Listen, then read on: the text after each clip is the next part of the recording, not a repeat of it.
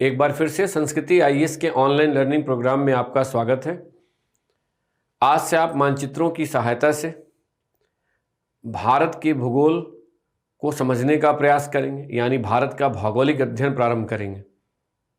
यह एक ऐसा सेक्शन है जिसके पाठ्यक्रम को समझना थोड़ा सा इंफॉर्मेशन के लेवल पर कठिन और चुनौतीपूर्ण भी है, क्योंकि जब आप भारत के बारे में जानने का प्रयास करेंगे तो बहुत ऐसी जानकारियां आपको उपलब्ध होंगी जिसका हो सकता है कि अभी यानी वर्तमान समय में भौगोलिक दृष्टिकोण से उतना महत्व ना हो, लेकिन ऐतिहासिक दृष्टिकोण से या political economical point of view से उसका अगर कोई महत्व होगा तो हो सकता है कि आपसे उसके महत्व के बारे में आपसे प्रश्न न किया जाए, बल्कि उसकी जगह आपको कहीं ना कहीं उस लोकेशन के बारे में आपसे प्रश्न किया जा सकता है। तो यहाँ सबसे पहले टॉपिक को बिगिन करने के साथ हमें यह समझना आवश्यक है कि आखिरकार भारत के भूगोल का अध्ययन करते समय कौन कौन से टॉपिक को किस क्रम में तैयार करेंगे और मैप की सहायता से टॉपिक को तैयार करते समय किन किन बातों को ध्यान में रखेंगे। तो यदि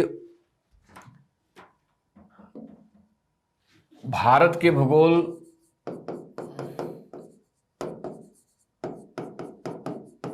के टॉपिक को प्रिपेयर करना है तो सबसे पहले हमें यह समझना होगा कि अपने आप में ये दो वर्ड क्या कहना चाह रहे हैं।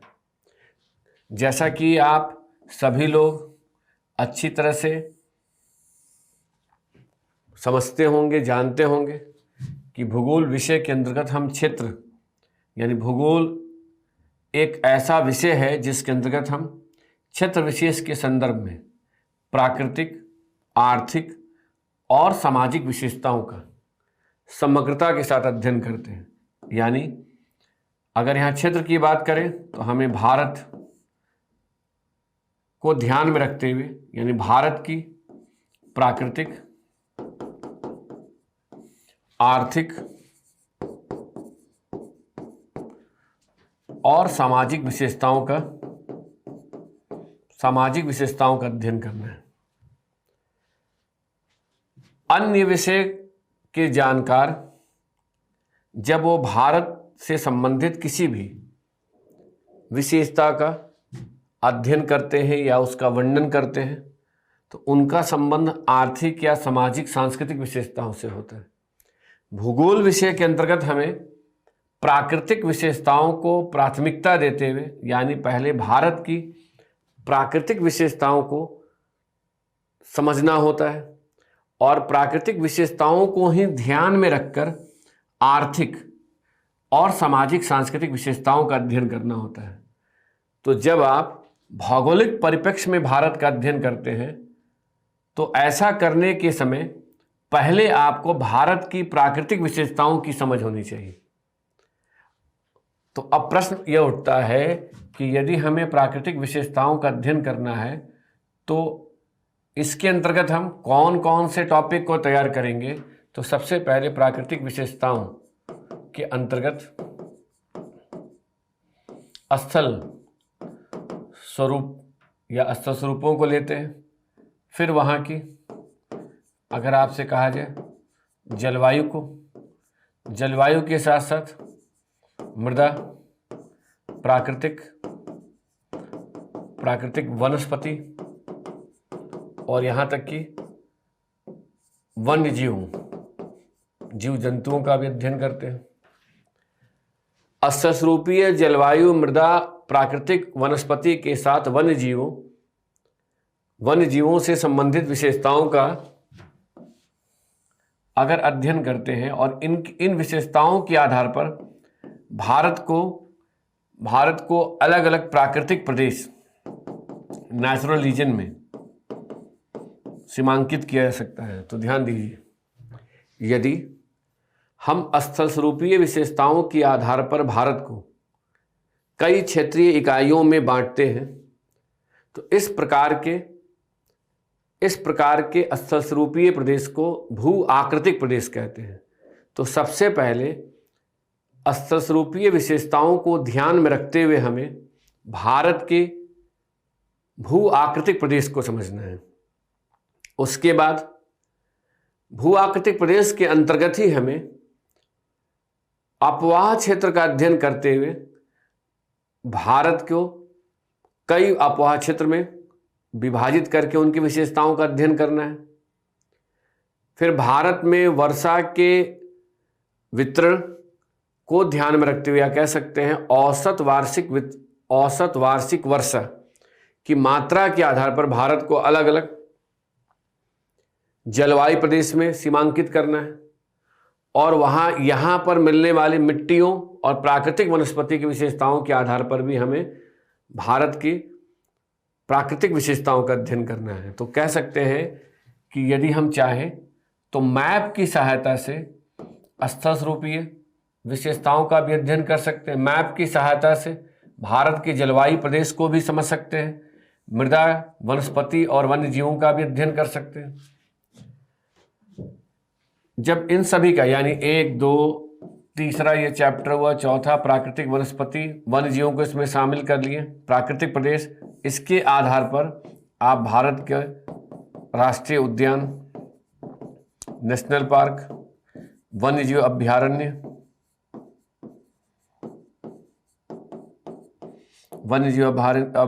और बायोस्फीयर जीवमंडलीय आरक्षित क्षेत्र को आसानी से तैयार कर सकते हैं।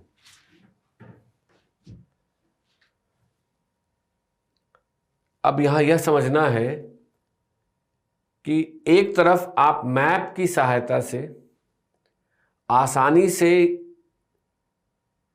भारत से संबंधित प्राकृतिक विशेषताओं का वर्णन कर सकते हैं, लेकिन अगर आपके मन में यह प्रश्न उठे कि भारत के उत्तर में जो हिमालय पर्वत है, ये हिमालय पर्वत की उत्पत्ति कैसे हुई है, हिमालय पर्वत कब बना है, या प्राकृतिक वनस्पति का अगर वितरण है तो कहीं सदाबहार वन के वृक्ष यहीं क्यों मिल रहे हैं, या यहाँ औसत से अधिक मात्रा में वर्षा क्यों हो रही है। तो इसके लिए आप भारत की प्राकृतिक विशेषताओं का अध्ययन करने के साथ एक तरफ भौतिक भूगोल के टॉपिक में आपको भू आकृति विज्ञान, जियोमॉर्फोलॉजी, जलवायु विज्ञान और यहाँ तक कि समुद्र विज्ञान की भी समझ होनी चाहिए। और दूसरा इन्वायरमेंट, पर्यावरण भूगोल के टॉपिक के अंतर्गत आपको वनस्पति, मृदा से संबंधित कॉन्सेप्ट्स क्लियर होने चाहिए। तो देखिए, आपके पास दो ऑप्शन है। पहले आप भौतिक भूगोल के सेक्शन को तैयार कर लें और फिर उसे ध्यान में रखते हुए आप मैप की सहायता से भारत के प्राकृतिक प्रदेश से संबंधित विशेषताओं का अगर आप अध्ययन करते हैं तो ऐसा करने के क्रम में आप न केवल भौतिक भूगोल के कॉन्सेप्ट को आप यहाँ रिवाइज करेंगे, बल्कि जो फैक्ट्स होंगे उनको आसानी से समझ भी पाएंगे। दूसरा ऑप्शन ये है कि पहले आप मैप रीडिंग कर लें, मैप की सहायता से जो आपके लोकेशन से जिनके बारे में आपको जानना चाहिए उससे पहले आप मैप में प्लॉट कर लें, और उसके बाद ऐसा क्यों है यह जानने के लिए उसी मैप को ध्यान में रखकर आप भौतिक भूगोल के साथ पर्यावरण भूगोल के टॉपिक को तैयार कर सकते हैं। यानी जैसा कि ये कहा जाता है कि भूगोल एक ऑब्जर्वेशन साइंस है, यानी पहले हम देखते हैं फिर कारण को खोजते हैं। तो यदि हम पहले ऑब्जर्व कर रहे हैं तब उस समय सिर्फ हमें ये ध्यान देना है कि ये क्या है और ये कहाँ पर है। क्यों की अगर हम बात करेंगे तो क्यों के लिए हमें कहीं ना कहीं जो भूगोल के सैद्धांतिक टॉपिक हैं उनकी समझ होनी चाहिए। तो एक एडवांटेज क्या है? एक एडवांटेज ये है कि आप मैप को तैयार करके उसे भौतिक भूगोल और पर्यावरण भूगोल के साथ रिवाइज कर सकते हैं, या आप भौतिक भूगोल और पर्यावरण भूगोल को तैयार करने के बाद मैप को तैयार करते समय आप इनको रिवाइज कर सकते हो, और इससे जाकर एक इंटीग्रेटेड अप्रोच डेवलप होगा। दूसरा, इसके साथ ये भी ध्यान रखना है कि जब आप भारत का अध्ययन कर रहे हैं तो भारत के साथ आपको विश्व को भी ध्यान में रखना है। यानी आपको भारत में जो भी विशेषताएं देखने को मिल रही हैं उन्हें समझने के साथ ये भी एक बार विचार करना है कि ऐसा विश्व में कहाँ पर, यानी वर्ल्ड को अगर ध्यान में रखकर चलेंगे तो इससे बेनिफिट क्या होगा कि आप विश्व के अन्य देशों की प्राकृतिक विशेषताओं को भारत के साथ रिलेट करके एक तुलनात्मक अध्ययन कर पाएंगे। तो देखिए, फर्स्ट स्टेप में आपको जो सिलेबस के टॉपिक स्पष्ट हो रहे हैं उनमें भारत का भौगोलिक अध्ययन करते समय पहले प्राकृतिक प्रदेश के घटकों को समझना है, यानी स्थल स्वरूपीय जलवायु, मृदा, प्राकृतिक वनस्पति और वन्य जीवों के डिस्ट्रीब्यूशन को समझकर हमें भारत का भौगोलिक परिप्रेक्ष्य में अध्ययन करना है। फिर अगर हम इससे एक स्टेप आगे बढ़ते हैं तो ध्यान दीजिएगा कि भू आकृतिक प्रदेश का निर्धारण स्थल स्वरूपीय विशेषताओं के आधार पर किया जाता है। भू आकृतिक प्रदेश के साथ आप कहीं ना कहीं भारत की भूगर्भिक संरचना और संगठन के आधार पर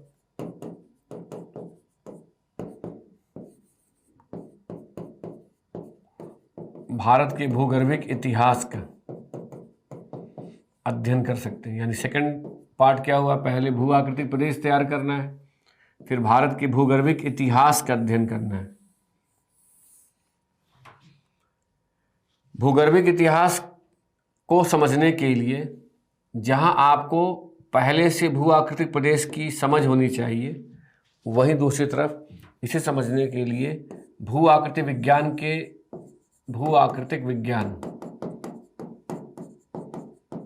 2 चैप्टर की समझ होनी चाहिए। एक रॉक्स, चट्टान, और दूसरा भूगर्भिक समय मापक्रम।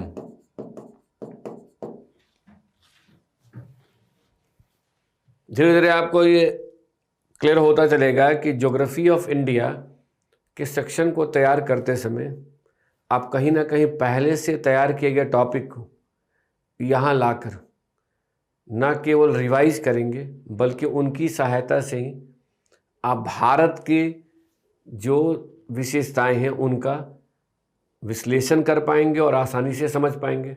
अब एक लिंक बनता जाना चाहिए। इस भूगर्भिक इतिहास का अगर आप अध्ययन कर ले रहे हैं तो भारत की भूगर्भिक इतिहास के साथ भूगर्भिक संरचना और संगठन के आधार पर भारत में खनिज संसाधनों के वितरण मानचित्र को आसानी से समझ सकते हैं, डिस्ट्रीब्यूशन मैप को। संसाधनों का अध्ययन अर्थव्यवस्था का अध्ययन करते समय भी, यानी जब आप इकोनॉमी का अध्ययन करेंगे तो वहाँ पर भी रिसोर्स चैप्टर मिलेगा, वहाँ पर भी हो सकता है खनिज संसाधनों की बातें की जाए। लेकिन जब आप भौगोलिक परिप्रेक्ष्य में खनिज संसाधनों का अध्ययन करते हैं तो पहले यह जानना आवश्यक होता है कि जिस क्षेत्र में खनिज संसाधन मिल रहे हैं वहाँ की भू आकृतिक विशेषताएं कैसी हैं, वहाँ की भूगर्भिक संरचना और संगठन किस प्रकार की है। तो जब किसी भी क्षेत्र की भू आकृतिक विशेषताओं के साथ भूगर्भिक संरचना और संगठन को ध्यान में रखते हुए हम खनिज संसाधनों के वितरण को समझते हैं, तो कहीं ना कहीं यह स्पष्ट हो पाता है कि वहाँ किसी क्षेत्र की भूगर्भिक संरचना और संगठन खनिज संसाधनों की उपलब्धता या भंडार को कैसे निर्धारित करता है। इसके बाद खनिज संसाधनों के वितरण मानचित्र को करने के बाद आप खनिज संसाधनों पर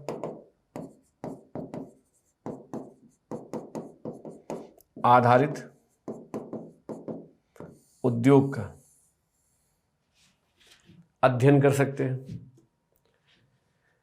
यदि आप खनिज संसाधनों पर आधारित उद्योगों को समझने का प्रयास कर रहे हैं, यानी यदि आपके अध्ययन का उद्देश्य यह है कि भारत में खनिज संसाधनों पर आधारित उद्योगों को कहाँ स्थापित किए गए हैं, और इस टॉपिक का अध्ययन करते समय आप यह पाते हैं कि जो उद्योग है वो खनिज संसाधनों के भंडार के समीप स्थापित किए गए हैं, तो आपको कारण मिल गया कि क्यों उस उद्योग को किसी खास जगह पर स्थापित किया गया। अगर कोई उद्योग जो खनिज संसाधनों पर आधारित है, यानी जैसे उदाहरण के लिए लौह इस्पात उद्योग, यदि लौह इस्पात उद्योग को लौह अयस्क या कोयला के स्रोत के समीप स्थापित किया गया है, तो कहेंगे खनिज संसाधनों की उपलब्धता के कारण ही उसे वहाँ स्थापित किया गया है, जिससे परिवहन लागत कम हो सके।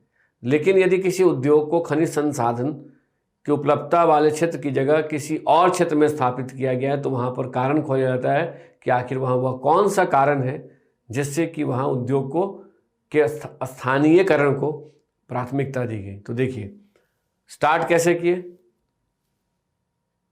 भू आकृतिक प्रदेश, फिर किस टॉपिक पर आए, भूगर्भिक इतिहास को समझते हैं, भूगर्भिक प्रदेश, भूगर्भिक इतिहास और भूगर्भिक प्रदेश के आधार पर खनिज संसाधनों के डिस्ट्रीब्यूशन को समझेंगे, फिर खनिज संसाधनों पर आधारित उद्योग। जब हम किसी उद्योग को स्थापित करते हैं तो उद्योग के स्थानीयकरण में, यानी उसके लोकलाइजेशन में, आधारभूत संरचना के स्तर पर परिवहन के साधनों की उपलब्धता के साथ ऊर्जा की उपलब्धता की भी महत्वपूर्ण भूमिका होती है। तो आप खनिज संसाधनों पर आधारित उद्योगों तैयार करते समय आप दो टॉपिक को और यहाँ पर प्रिपेयर कर सकते हैं। ऊर्जा की उपलब्धता, भारत में ऊर्जा की उपलब्धता, और दूसरा है भारत में परिवहन के साधन।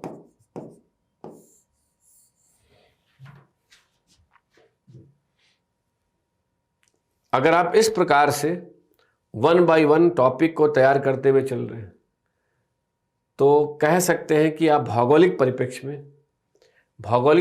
में भारत की आर्थिक विशेषताओं को समझने का प्रयास कर रहे हैं।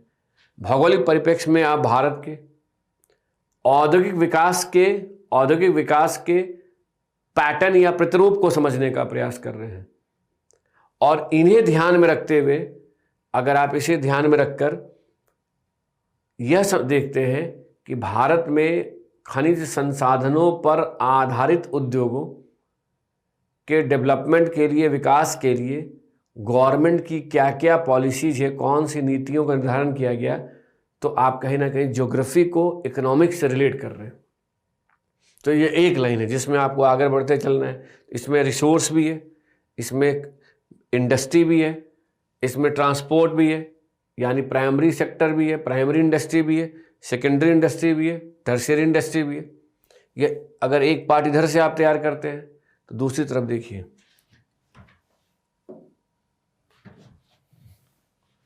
यदि हम आर्थिक क्रियाओं की बात करें, भारत की आर्थिक क्रियाओं में, तो आर्थिक क्रियाओं में जैसे प्राथमिक उद्योग का संबंध कृषि और खनिज संसाधन से होता है, और इसका लिंक आपको क्लियर हो गया कि इसे कैसे तैयार करेंगे। और वहीं द्वितीयक उद्योग सेकेंडरी इंडस्ट्री के अंतर्गत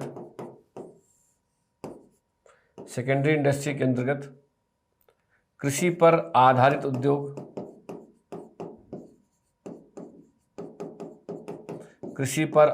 उद्योग, और खनिज संसाधनों पर आधारित उद्योग,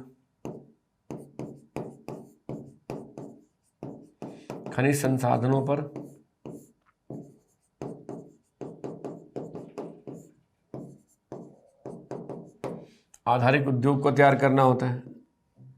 खनिज संसाधनों के वितरण का संबंध खनिज संसाधन पर आधारित उद्योग से है और कृषि का संबंध कृषि पर आधारित उद्योगों के विकास से है। और इस प्राथमिक और द्वितीयक उद्योग के बाद अगर हम तृतीयक उद्योग की बात करें तो यहाँ पर है परिवहन, ट्रांसपोर्ट, संचार और व्यापार। परिवहन, संचार और व्यापार, जिसमें यह जो संचार टॉपिक है यह टॉपिक साइंस एंड टेक्नोलॉजी से जुड़ा हुआ है। ट्रांसपोर्ट जो है इसे आप मैप की सहायता से तैयार कर सकते हैं। व्यापार ये आपका इकोनॉमिक्स से जुड़ा हुआ टॉपिक है और ट्रांसपोर्ट को तैयार करने के लिए पहले भूगोल की समझ होनी चाहिए, तब आप इसको इकोनॉमिक्स से जोड़ सकते हैं। तो एक आपको टॉपिक को तैयार करने का क्रम स्पष्ट हो गया है कि पहले हमें भारत के भू आकृतिक प्रदेश को समझना है, जिसके लिए हमें स्थल स्वरूपीय विशेषताओं के आधार पर भारत को अलग भू आकृतिक प्रदेश में विभाजित या सीमांकित करना पड़ेगा। उसके बाद हमें भारत के भूगर्भिक संरचना और संगठन का अध्ययन करने के लिए भारत के भूगर्भिक इतिहास को तैयार करना होगा। भारत की भू आकृतिक विशेषताओं के साथ भूगर्भिक संरचना और संगठन खनिज संसाधनों के वितरण और उसके महत्व को निर्धारित करेगा। और उसके बाद खनिज संसाधनों के वितरण को समझने के बाद हमें खनिज संसाधनों पर आधारित उद्योगों को तैयार करना है और खनिज संसाधनों पर आधारित उद्योगों के विकास का संबंध केवल खनिज संसाधनों की उपलब्धता से ही नहीं बल्कि आधारभूत संरचना के स्तर पर परिवहन की बेहतर सुविधाओं के साथ ऊर्जा की उपलब्धता से भी है। इसलिए इस क्रम में अगर आप टॉपिक तैयार करेंगे तो आपका जो इकोनॉमिक एक्टिविटीज़ है, भारत की जो आर्थिक विशेषताएं हैं, उन्हें समझना आपके लिए आसान होगा। और वहीं दूसरी तरफ हमें कृषि और कृषि के साथ कृषि पर आधारित उद्योगों का अध्ययन करना है। तो इसके लिए ध्यान रखिएगा, इसके लिए पहले आपको कहीं ना कहीं प्राकृतिक प्रदेश यानी जलवायु, आप कह सकते हैं इसके पहले स्थल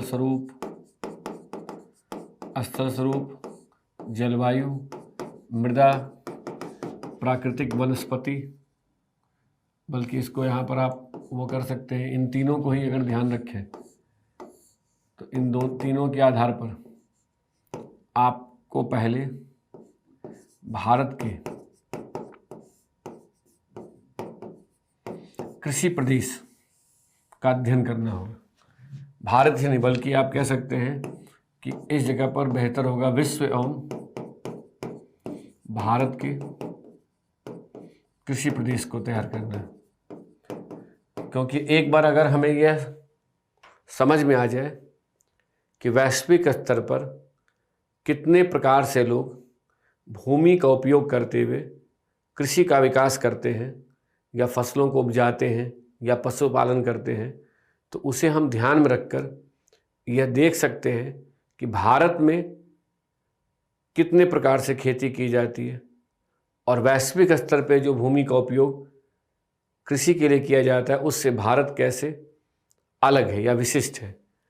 कृषि प्रदेश को जब आप एक बार समझ जाएंगे तो इसी कृषि प्रदेश के आधार पर आप कृषि पर आधारित उद्योग को तैयार कर सकते हैं। एक तरफ तो स्थल स्वरूप, जलवायु और मृदा संबंधी विशेषताओं के आधार पर आप कृषि प्रदेश की पहचान कर सकते हैं दूसरी तरफ किसी भी क्षेत्र में उपजाए जाने वाले फसलों के आधार पर फसल संयोजन प्रदेश, crop combination region. Crop combination region यानी भूमि का उपयोग करते समय कृषक कौन कौन से फसलों को उपजा रहे हैं, इसकी समझ होगी। अस्तरूपीय जलवायु और मृदा संबंधी विशेषताओं को ध्यान में रखते हुए कितने प्रकार से भूमि का उपयोग किया सकता है, उसकी समझ होगी। तो आप कृषि पर आधारित उद्योगों के वितरण को भी आसानी से समझ जाएंगे। तो सोचिए, एक टॉपिक ये हुआ, इससे जुड़ा हुआ टॉपिक ये दूसरा ही हुआ, और तीसरा टॉपिक कृषि पर आधारित उद्योग हुआ। यदि आप भारत की भूगोल का अध्ययन किताबों की सहायता से करते हैं तो ऐसा करने के क्रम में आपको कहीं ना कहीं यह लगेगा कि आप केवल तथ्यों को इकट्ठा किए जा रहे हैं, जबकि सही मायने में आपको क्या करना है, एक लिंक डेवलप करना, एक समझ विकसित करनी है।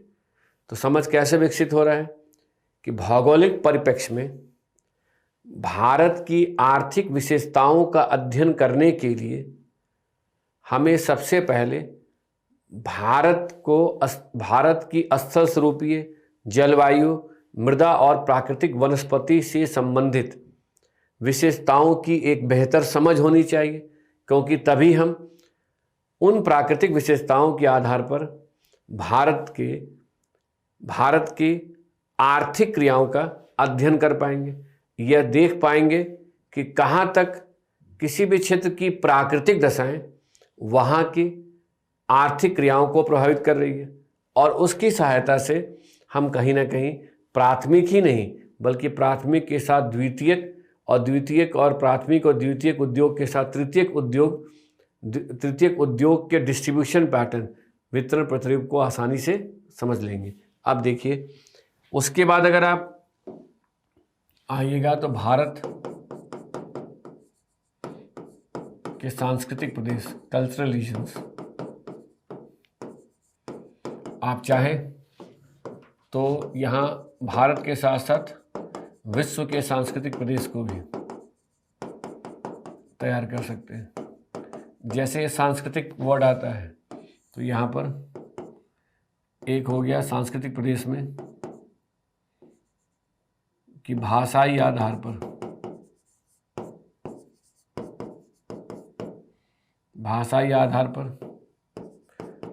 दूसरा हो गया धर्म के आधार पर,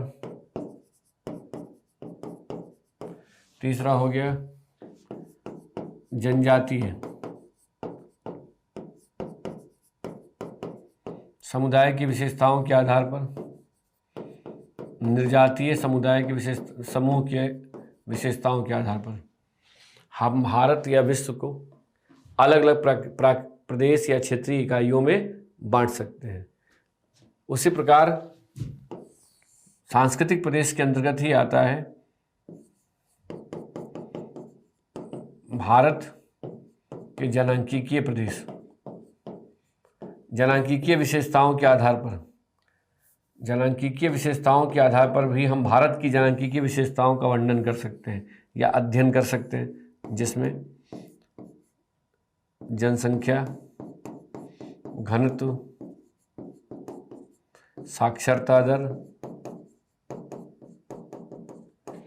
लिंग अनुपात,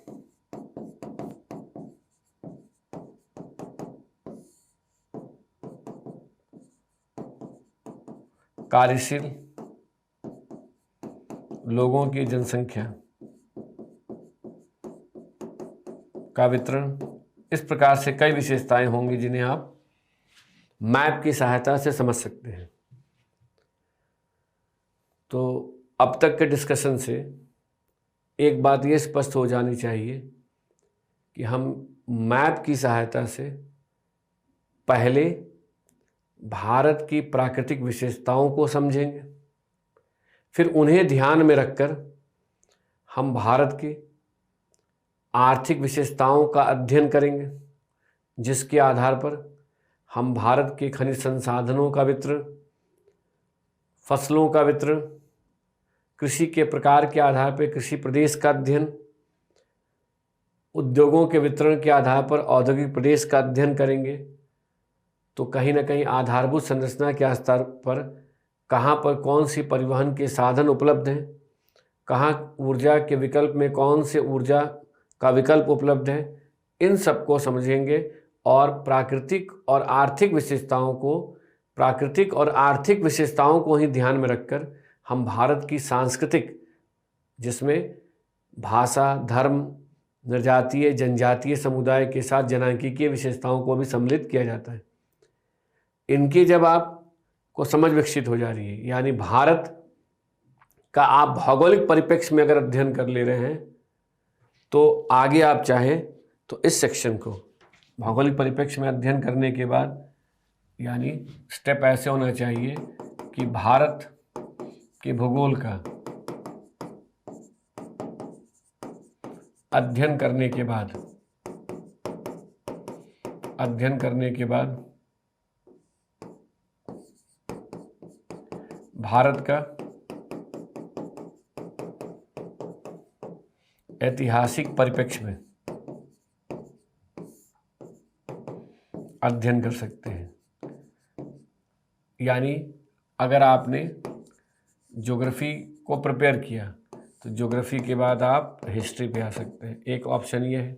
या दूसरा है, आप चाहते हैं तो हिस्ट्री और ज्योग्राफी दोनों को साथ साथ लेकर चल सकते हैं। हिस्ट्री में जहाँ पर आप ऐतिहासिक परिप्रेक्ष्य में अध्ययन करेंगे, रीडिंग देंगे, वहीं ज्योग्राफी में मैप को समझने का प्रयास करेंगे। जब इतिहास और भूगोल, भारत के इतिहास और भारत के भूगोल दोनों की समझ हो जाए, तब उसके बाद एक तरफ इधर आप इंडियन पॉलिटी को तैयार कर सकते हैं और दूसरी तरफ जहाँ भूगोल पढ़ रहे हैं, भूगोल में यहाँ पर आप इन दोनों को ध्यान रखकर यहीं पर आप इन्वायरमेंट एंड इकोलॉजी भी आपका तैयार होना चाहिए। उसके बाद आप कहाँ गए, इकोनॉमिक एंड सोशल डेवलपमेंट। तो हिस्ट्री, ज्योग्राफी एक तरफ आप मैप को बेस बनाकर अगर इतिहास का अध्ययन करते हैं तो आगे बढ़कर उसे पॉलिटी से रिलेट कर सकते हैं। दूसरी तरफ आप भूगोल मैप की सहायता से या मैप को आधार बनाकर अगर भारत की भौगोलिक विशेषताओं का अध्ययन कर लेते हैं और साथ साथ में अगर आपका इतिहास भी तैयार हो जाता है, तो इतिहास और भूगोल दोनों को ध्यान में रखते हुए फिर आप भारत की आर्थिक विशेषताओं का अध्ययन इकोनॉमी सब्जेक्ट के द्वारा कर सकते हैं। यानी भारत की अर्थव्यवस्था को समझना है, और भारत की जब अर्थव्यवस्था को समझ ले तो इसके साथ साथ अपने आप टेक्नोलॉजी आ जाएगा, और इसके बाद आपको क्या है, गवर्नमेंट की, यानी भारत के विकास के लिए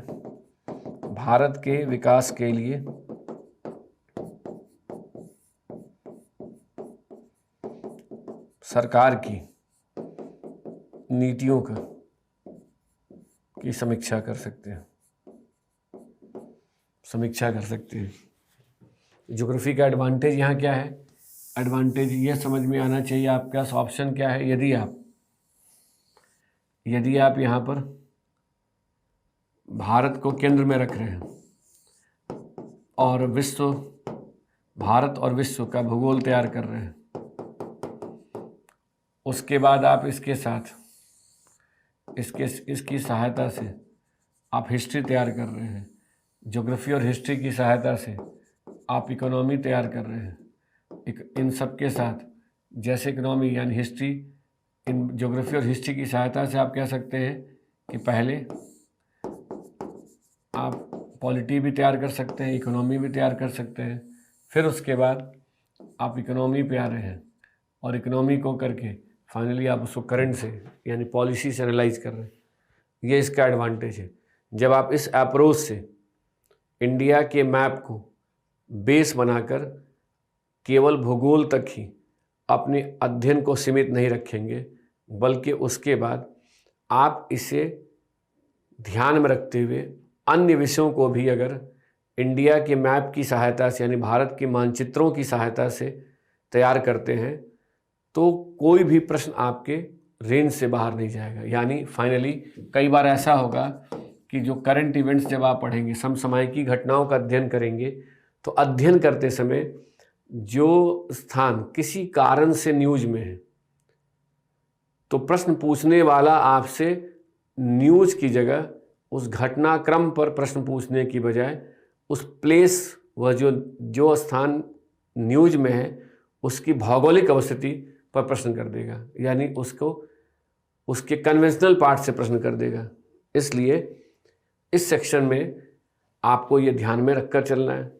तो मैंने इतनी बातें इसलिए आपको स्टार्टिंग में समझाने का कोशिश किया कि ऐसा नहीं है कि आप अनावश्यक तथ्यों को तैयार करने लगे, बल्कि आपको धीरे धीरे आगे बढ़ना है।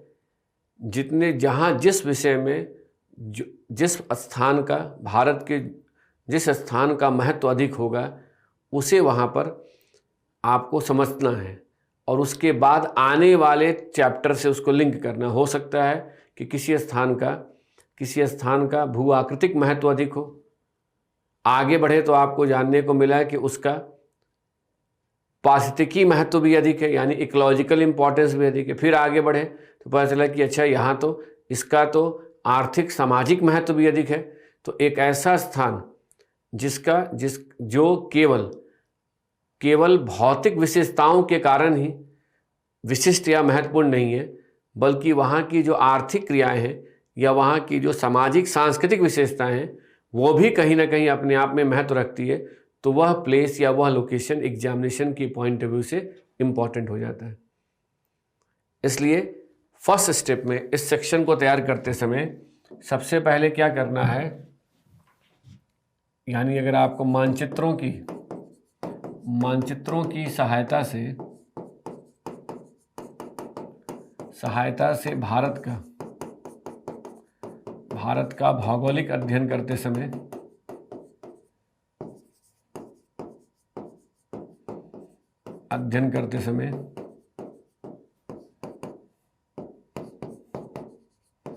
इंपॉर्टेंट लोकेशंस को व्यवस्थित करके नोट्स तैयार करना है सिनॉप्सिस फॉर्म में। ये फर्स्ट स्टेप हुआ। सेकंड स्टेप में जो लोकेशन आपने नोट्स में तैयार किया उसे एटलस में खोजना है। थर्ड स्टेप में उसे आउटलाइन मैप्स में मार्क करना है। फोर्थ स्टेप में जो आपने लोकेशन के लिस्ट को व्यवस्थित किया है, एटलस में खोज कर समझा है, आउटलाइन मैप में मार्क किया है, उसे यानी मैप्स को किस में क्या कन्वर्ट करना है, टेक्स्ट में कन्वर्ट करना है, लैंग्वेज देना है। जब ये कार्य हो जाए तब पांचवें स्टेप में आपकी मर्जी है, आप चाहें तो जो आपको नोट्स मिल रहा है, नोट्स या कोई भी बुक है जिसकी जो भी किताब आपको समझ लगे, एनसीईआरटी, इन सब को लेकर आप चाहें तो रिवीजन कर सकते हैं, इन सब की सहायता से रिवीजन कर सकते हैं।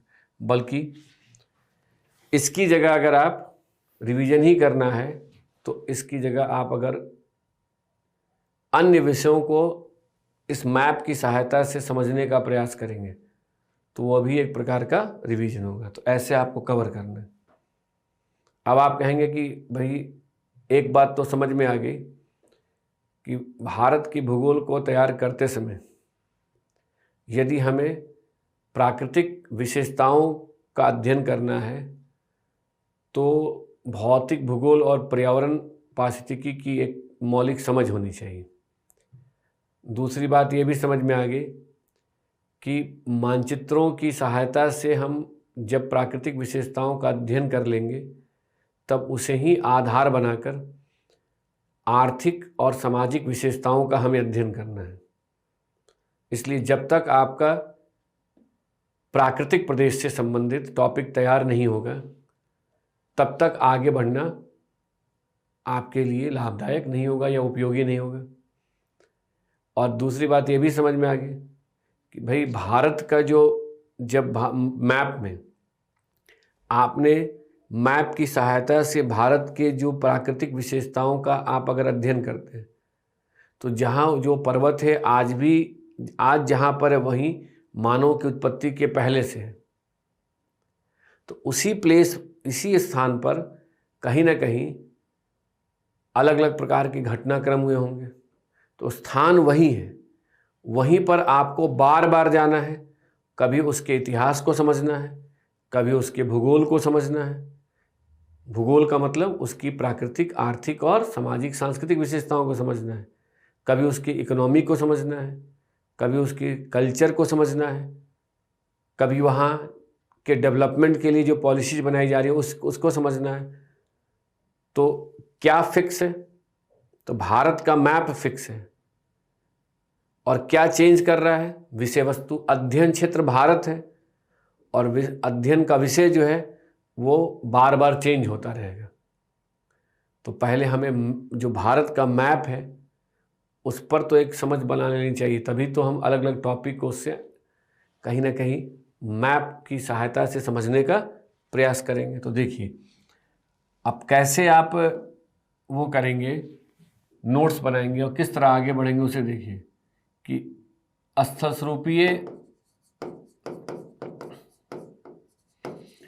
स्वरूपीय विशेषताओं के आधार पर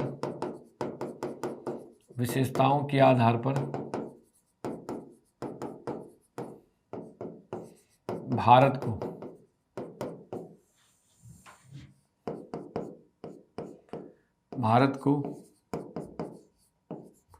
पर्वतीय क्षेत्र,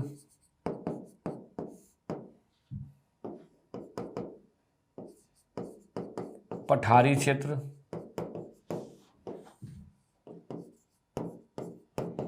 मैदानी प्रदेश,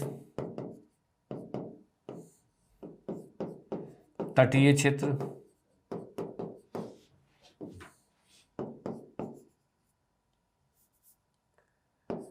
और द्वीपीय क्षेत्र में बांटा जा सकता है। अगर हम भौगोलिक अवस्थिति के साथ लैंडस्केप स्थल स्वरूपीय विशेषताओं के आधार पर भारत को अलग अलग इकाइयों में बांटते हैं तो उत्तरी भारत के उत्तरी क्षेत्र में पर्वत है, हिमालय का पर्वतीय क्षेत्र है। उसके बाद उत्तरी भारत का मैदानी प्रदेश है, फिर प्रायद्वीपीय भारत का पठारी क्षेत्र है, साथ में समुद्र का तटीय क्षेत्र है और भारतीय उपमहाद्वीप के अलावा भारत के द्वीप समूह भी है तो वो भी द्वीपीय क्षेत्र है। तो स्थलखंड यानी स्थलीय सीमा के बाद समुद्र में भी भारत के कई सारे द्वीप हैं, अंडमान निकोबार द्वीप समूह, लक्षद्वीप, उनका भी अध्ययन करना है। इनमें स्टार्ट हम लोग कहाँ से करेंगे? पर्वतीय क्षेत्र से। फिर कहाँ पहुँचेंगे? पठारी क्षेत्र में। फिर कहाँ पर आएंगे? तटीय क्षेत्र, मैदानी प्रदेश, फिर तटीय क्षेत्र के बाद मैदानी प्रदेश से होते हुए द्वीपीय क्षेत्र में।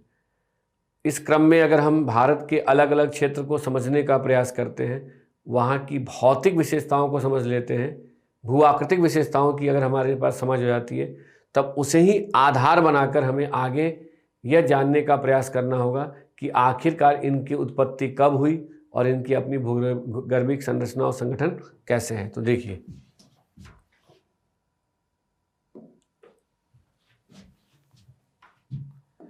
उत्तरी भारत के पर्वतीय क्षेत्र, जैसे मैं लिख रहा हूं वैसे ही आप भी कॉपी में लिखते चलिए। उत्तरी भारत के पर्वतीय क्षेत्र को उच्चावच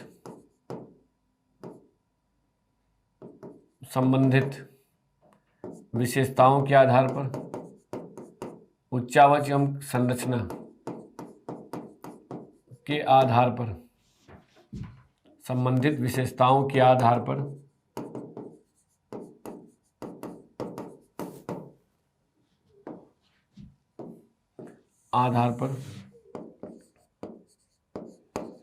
ट्रांस हिमालय, वृहद या आंतरिक हिमालय, ध्यान रखिएगा, फिर से मैं रिपीट कर रहा हूँ, जिस प्रकार से मैं नोट कर रहा हूँ वैसे ही आप कॉपी में नोट कीजिएगा। बृहद या आंतरिक हिमालय,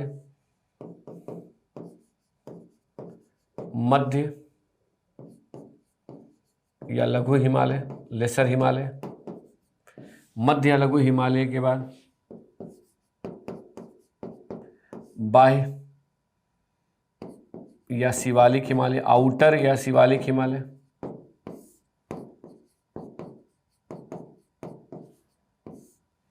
इसको देखिए उत्तर पूर्वी,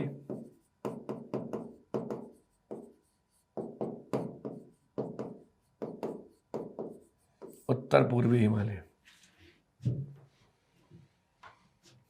तो कैसे लैंग्वेज बनाते हैं, ऐसे नोट करेंगे तो आप कहेंगे उत्तरी भारत के पर्वतीय क्षेत्र को, अब वो उत्तर पूर्वी अलग हो गया ना, उत्तरी भारत के पर्वतीय क्षेत्र को उच्चावच एवं संरचना संबंधित विशेषताओं के आधार पर ट्रांस, बृहद, लघु और शिवालिक हिमालय के पर्वतीय क्षेत्र में सीमांकित किया गया है या किया जा सकता है। अब यहाँ ध्यान दीजिए, ट्रांस हिमालय और बृहद हिमालय के बीच में जिस संरचना का विकास हुआ है उसे ITSZ कहते हैं।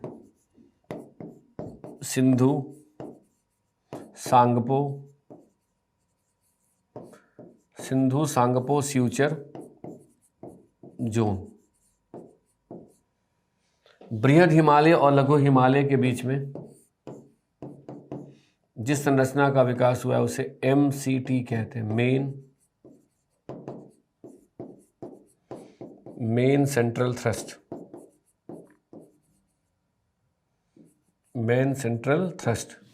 लघु और शिवालिक हिमालय की को जो संरचना लघु या शिवालिक हिमालय को अलग करती है उसे कहते हैं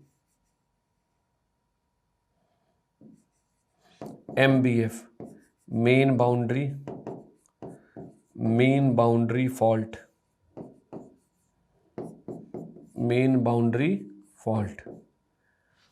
और शिवालिक हिमालय के साथ भारत का उत्तरी मैदान,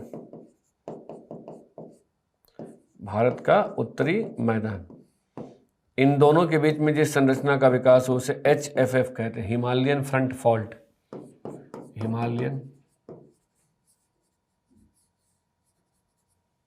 हिमालयन फ्रंट फॉल्ट। अब ध्यान दीजिए, अगर आपने ऐसे नोट कर लिया कॉपी में तो आपसे कोई प्रश्न करता है कि भारत के या हिमालय के पर्वतीय क्षेत्र में उत्तर से दक्षिण की ओर जाने पर हमें क्या देखने को मिलेगा या इनका सही क्रम क्या होगा, तो क्या कहेंगे, ट्रांस हिमालय, ITSZ बृहद या आंतरिक Himalaya, MCT main central thrust, लघु Himalaya, main boundary fault, Shivalik Himalaya, HFF यानी हिमालयन फ्रंट फॉल्ट और भारत का उत्तरी मैदान। आप सोचिए, अब आपसे कोई प्रश्न करता है कि ट्रांस हिमालय को बृहद हिमालय से अलग करने वाली संरचना को क्या कहते हैं, तो ITSZ यानी कह सकते हैं ITSZ ट्रांस हिमालय को बृहद हिमालय से अलग करने वाली संरचना है। MCT बृहद को लघु हिमालय से, MBF लघु को शिवालिक हिमालय से अलग करने वाली संरचना है और HFF शिवालिक को भारत के उत्तरी मैदान से अलग करने वाली संरचना है। मैप में अगर आप देखेंगे, मैप में तो जो ITSZ है सिंधु सांगपो फ्यूचर जोन, तो सिंधु सांगपो फ्यूचर जोन यह एक प्रकार की घाटी है। इस घाटी से होकर जो नदी अपवाहित होती है वह एक है इंडस रिवर, सिंधु नदी, और दूसरी नदी है सांगपो नदी। ब्रह्मपुत्र को ही तिब्बत में सांगपो रिवर कहते हैं, सांगपो नदी। यानी किस नदी की बात करें, ब्रह्मपुत्र को ही तिब्बत में सांगपो नदी कहते हैं।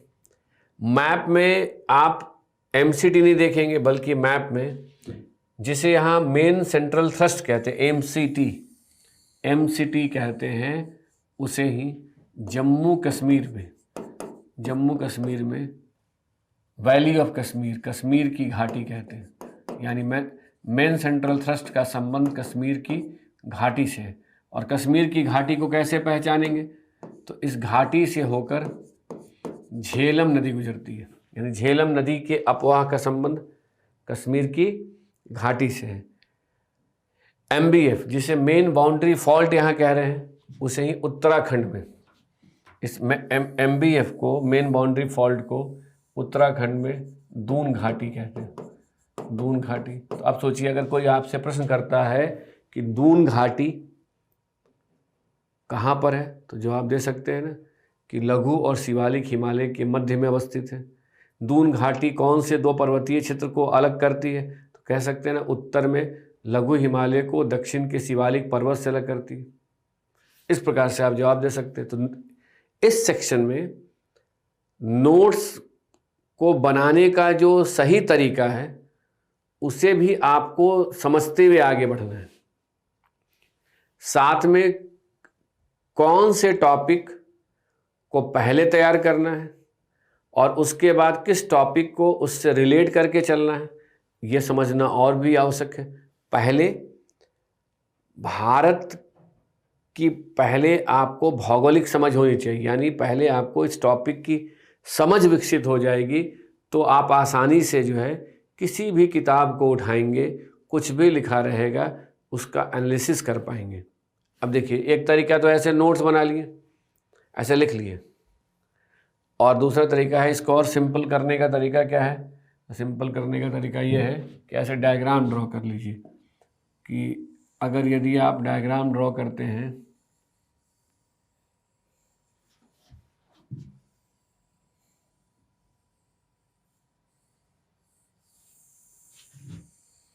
तो देखिए, यह है तिब्बत का पठार, तिब्बत का पठार, और इधर आ जाते हैं तो यह भारत का उत्तरी मैदान, भारत का उत्तरी मैदान। यानी हम नॉर्थ से किधर जा रहे हैं? तो नॉर्थ से साउथ की तरफ जा रहे हैं। यह है ट्रांस हिमालय, ट्रांस हिमालय के बाद यह है ITSZ, यह है वृहद हिमालय, बृहद हिमालय। बृहद हिमालय के बाद यह है MCT, मेन सेंट्रल थ्रस्ट। यहाँ आएंगे लघु हिमालय, लघु हिमालय। लघु हिमालय के बाद यह है MBF, मेन बाउंड्री फॉल्ट। इसके बाद है HFF, हिमालयन फ्रंट फॉल्ट। यदि आपने भू आकृति विज्ञान का अध्ययन किया है तो आपको यह पहले से ही स्पष्ट होगा कि हिमालय पर्वत की उत्पत्ति भारतीय प्लेट का यूरेशियन प्लेट से टक्कर के कारण हुई है। अधिक गति और कम घनत्व वाली भारतीय प्लेट का, अधिक गति और कम घनत्व वाली भारतीय प्लेट का यूरेशियन प्लेट के नीचे सबडक्शन हुआ है, लेकिन घनत्व कम होने के कारण यह प्लेट जो है अधिक गहराई में नहीं गई। तो इमेजिन कीजिए, भारतीय प्लेट ऐसे अंदर आई है, तो जहाँ से भारतीय प्लेट यूरेशियन प्लेट के नीचे गई है वहीं पर हिमालयन फ्रंट फॉल्ट बना होगा। आप रिलेट कर सकते हैं जियोमॉर्फोलॉजी को। यहाँ कॉपी उठाइए, नोट्स उठाइए और जियोमॉर्फोलॉजी को, उसके नोट्स को सामने रखिए और फिर इसको रिलेट कर लीजिए तो आंसर मिल जाएगा। तब आप तुरंत कहेंगे कि जो ITSZ है, ये ITSZ, यह भारतीय प्लेट को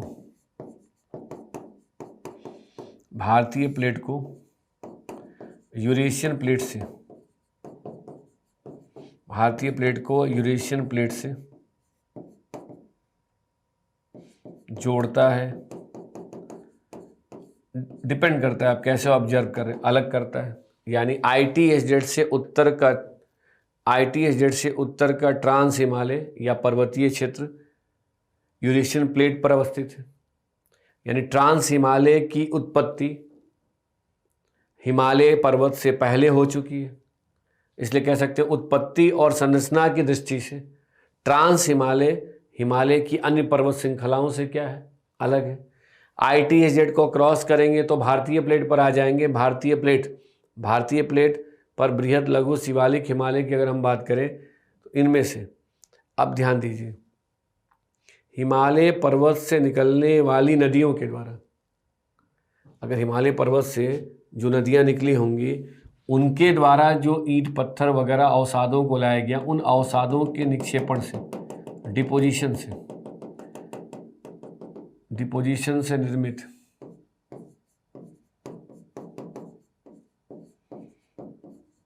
यह पर्वतपदीय मैदान है। पर्वतपदीय मैदान जिसे भाबर भी कहते हैं।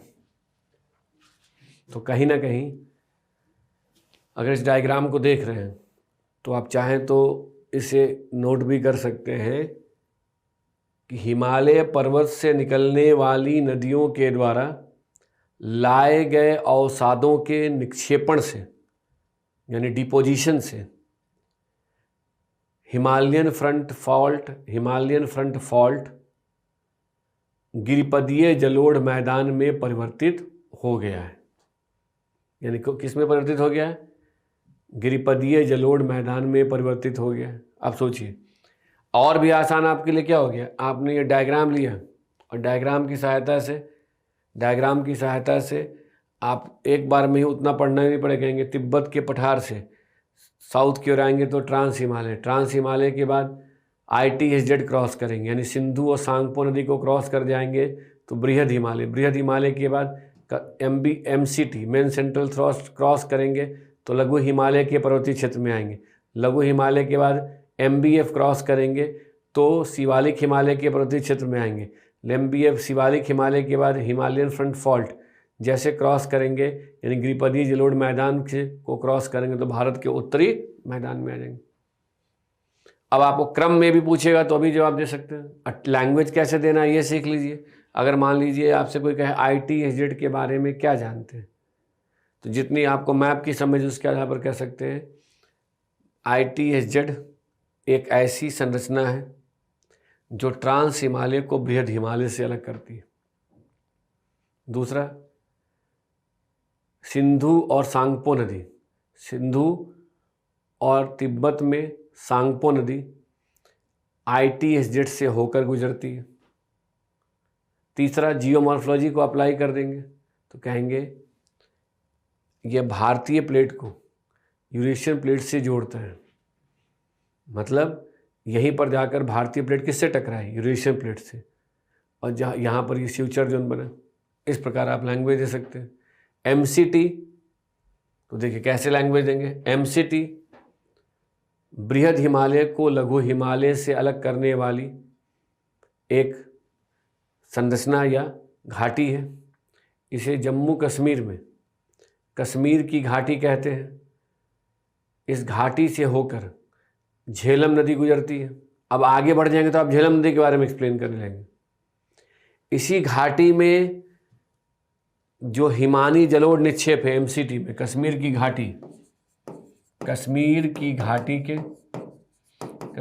घाटी के हिमानी जलोढ़ निक्षेप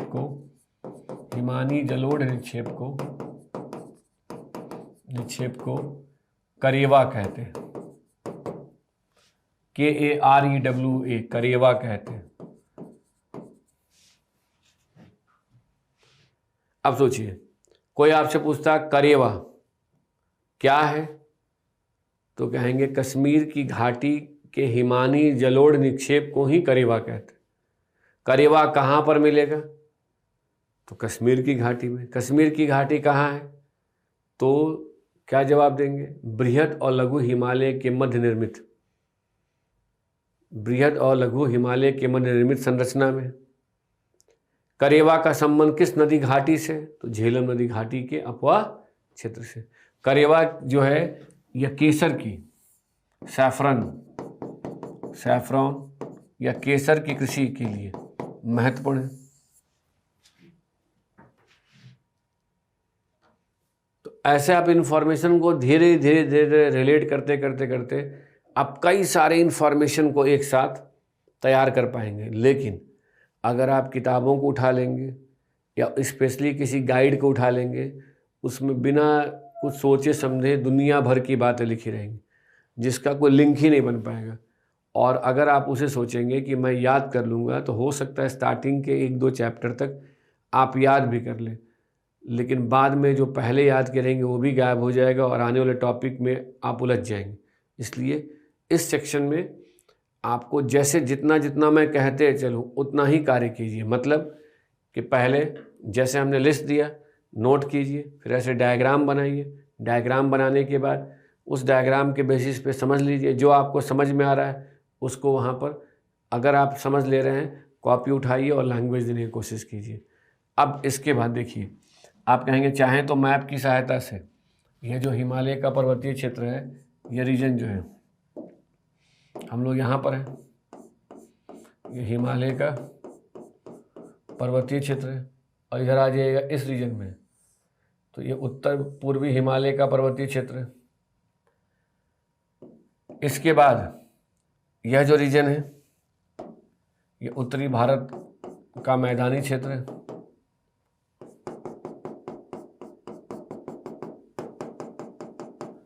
इसके अलावा आगे बढ़िएगा तो ये प्रायद्वीपीय भारत का पठारी क्षेत्र है।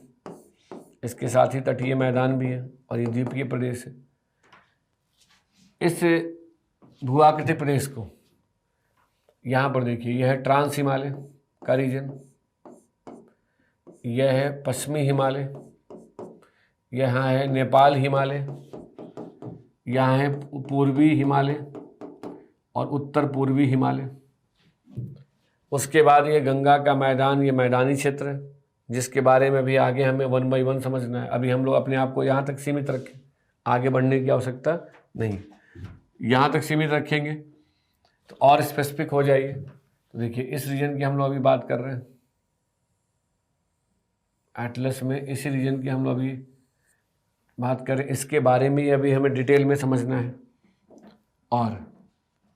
और स्पेसिफिक हो गए, स्पेसिफिक हुए तो देखिए यहाँ से अगर देखिएगा तो इस रीजन से हिमालय के पर्वतीय क्षेत्र में यहाँ पर आपको पामीर का पठार मिलेगा और पामीर के पठार के साथ साथ इधर हिंदू कुश रेंज है, इधर कुनलून रेंज है, इधर कैलाश रेंज है, इधर जाइएगा तो हिमालयन रेंज में काराकोरम रेंज है। अब इनके बारे में जानना है, इस क्षेत्र का अध्ययन करना है, वर्ल्ड के मैप से इसको रिलेट करना है।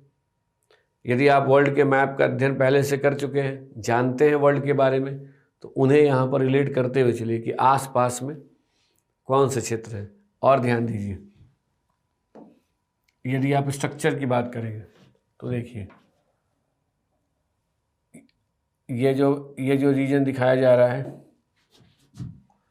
यह जो क्षेत्र है, इसको यहाँ इंडिकेट किया जा रहा है ITSZ के रूप में, ITSZ के रूप में। उस ITSZ के बाद जो है यहाँ देखिए इस जगह पर आइएगा तो यह है MCT। अब ये सब जटिल डायग्राम है, ये डायग्राम कभी भी आप एग्जाम में भी ड्रॉ नहीं कर सकते।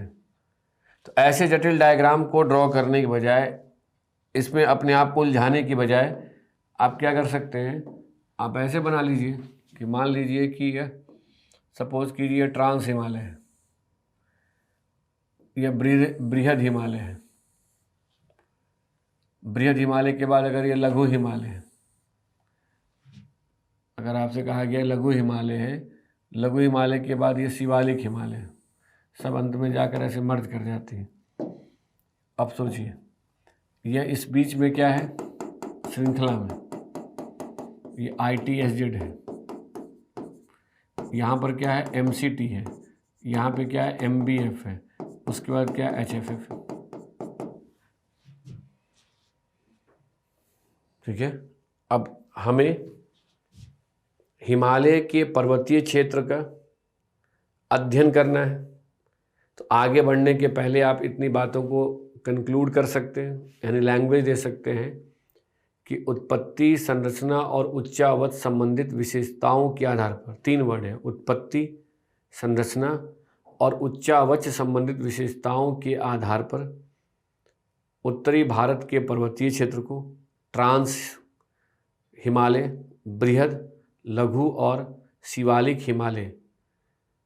हिमालय में सीमांकित या आप कह सकते हैं वर्गीकृत किया गया है, जिसमें ITSZ से उत्तर के पर्वतीय क्षेत्र को ट्रांस हिमालय कहते हैं, जबकि ITSZ से लेकर MCT तक के पर्वतीय क्षेत्र को बृहद हिमालय कहते हैं। MCT बृहद हिमालय को लघु हिमालय से अलग करने वाली संरचना है, वहीं MBF लघु हिमालय को शिवालिक हिमालय से अलग करती है, जबकि शिवालिक हिमालय के दक्षिण में HFF Himalayan front fault Himalaya के पर्वतीय क्षेत्र को भारत के उत्तरी मैदान से अलग करता है। हिमालय पर्वत से निकलने वाली नदियों के द्वारा लाए गए अवसादों के निक्षेपण से ही हिमालयन फ्रंट फॉल्ट गिरिपदीय जलोढ़ मैदान में परिवर्तित हो गया। आपने एक्सप्लेन कर दिया। अब देखिए, इसके बाद जैसे आप एक्सप्लेन करते हैं तो आगे जो है किसकी बात आगे, ट्रांस हिमालय की। अब फिर से जैसे मैं लिख रहा हूँ वैसे ही लिखिएगा, ट्रांस हिमालय। तो ट्रांस हिमालय में काराकोरम रेंज,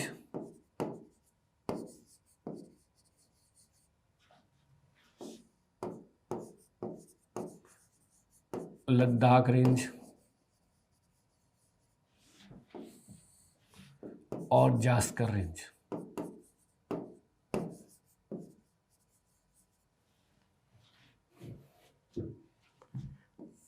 काराकोरम और लद्दाख रेंज के बीच में जब आप मैप देखिएगा तो इंडस की यानी सिंधु की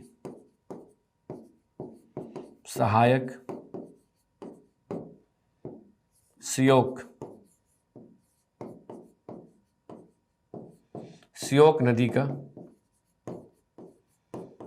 नदी का अपवाह होता है। यानी कह सकते हैं कि सिंधु की सहायक श्योक नदी काराकोरम रेंज को लद्दाख रेंज से अलग करती है। तो एक तो एटलस की सहायता से आपको पहले काराकोरम रेंज को पहचानना है, फिर उसके बाद लद्दाख रेंज को भी मार्क करना है, और साथ साथ में ये भी देखना है कि क्या कोई ऐसी नदी है जिसका नाम श्योक है और ये दोनों पर्वतों के बीच से होकर जा रही है कि नहीं। वहीं पर लद्दाख और जास्कर रेंज के बीच में ITSZ है, सिंधु सैंगपो फ्यूचर जोन।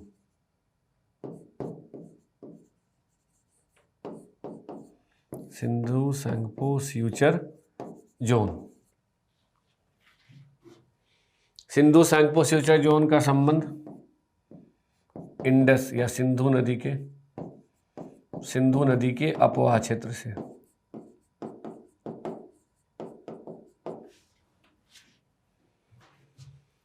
अब देखिए कैसे मैं पढ़ रहा हूं, उसको समझने का कोशिश कीजिएगा। काराकोरम, लद्दाख और जास्कर ट्रांस हिमालय के पर्वतीय क्षेत्र हैं। उत्पत्ति और संरचना की दृष्टि से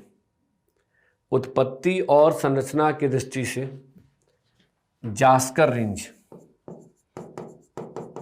उत्पत्ति और संरचना की दृष्टि से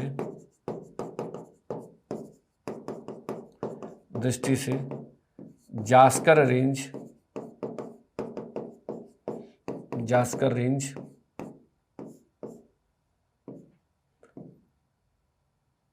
बृहद हिमालय की एक पर्वत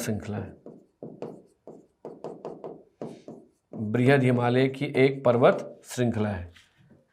चूंकि ITSZ के दक्षिण में अगर आप एटलस में देखेंगे तो अगर इस प्रकार से बृहद हिमालय है तो इसी से एक पर्वत श्रृंखला निकली हुई है जिसे जास्कर रेंज कहते हैं।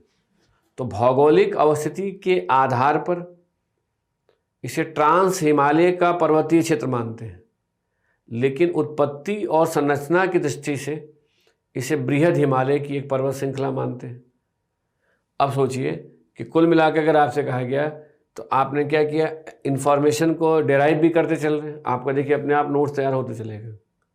और एक बार मैप की सहायता से जो मैंने समझा है और जो जिस प्रकार से फ्रेमिंग करना है वैसे ही करते हुए अपना नोट्स बना लेंगे तो याद रखना यानी आपके लिए कोई बहुत बड़ा कार्य नहीं होगा, क्योंकि आप टॉपिक को समझ चुके रहेंगे। अब देखिए, जब हम काराकोरम रेंज की बात करेंगे तो काराकोरम रेंज में गैसरब्रम,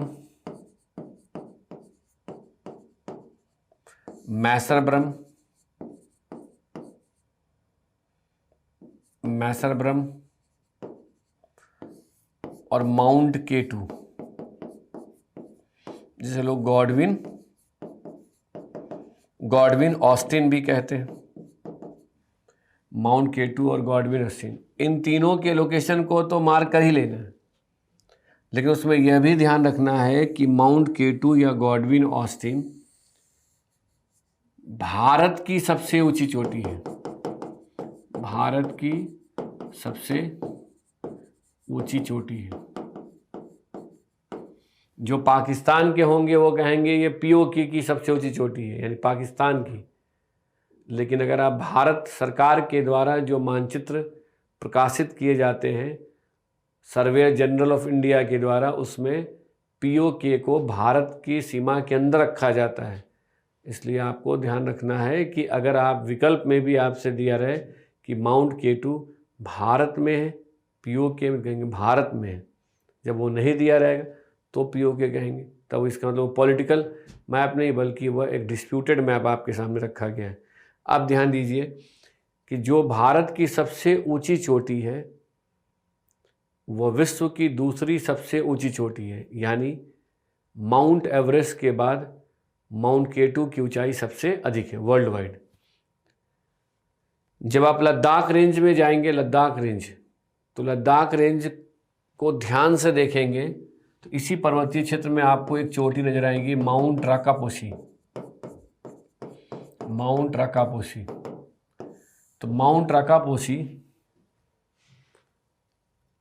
लद्दाख रेंज की सबसे ऊंची चोटी है। और यदि इस पीक को आप देखेंगे तो ऐसी यह दिखाई देगी, द स्टीपेस्ट। इस आधार पर कहा जाता है कि विश्व की यानी माउंट राकापोशी विश्व की तीव्रतम ढाल की चोटी है, स्टीपेस्ट पीक है। यानी इस पीक का ढाल जितना तीव्र है वैसा किसी और जगह आपको देखने को नहीं मिलेगा। सिर्फ लिस्ट बना रहे हैं आप, बस लिखने का मेथड को ऐसे फॉलो कीजिए। कॉपी अगर है, कॉपी में आप क्या कीजिए, इस प्रकार से अगर कॉपी दिया गया है आपके पास है तो उसको ऐसे इस प्रकार से कर लीजिए और उसके बाद ऐसे ऐसे लिखिए, ठीक है। अब देखिए माउंट K2, राकापोशी, इन सब के साथ कॉमन क्या, सभी ट्रांस हिमालय की चोटियां हैं, सभी जम्मू कश्मीर में। अब जम्मू कश्मीर के रीजन को भी समझते समय में ये भी देखना होता है कि लद्दाख रीजन तो नहीं है, क्योंकि एक जम्मू कश्मीर हो गया, एक लद्दाख प्रांत, नए मैप के साथ भी रिलेट करना होगा। कई बार ज्योग्राफी में इस नए मैप की जगह आपको पुराने मैप को ही बेस बना देगा।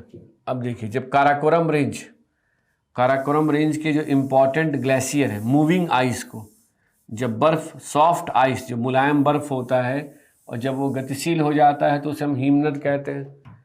तो काराकोरम पर्वतीय क्षेत्र में सियाचिन,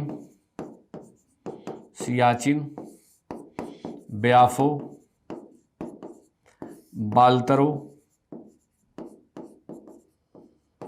हिस्पर, ये 4 इंपॉर्टेंट ग्लेशियर नजर आएंगे आपको एटलस में।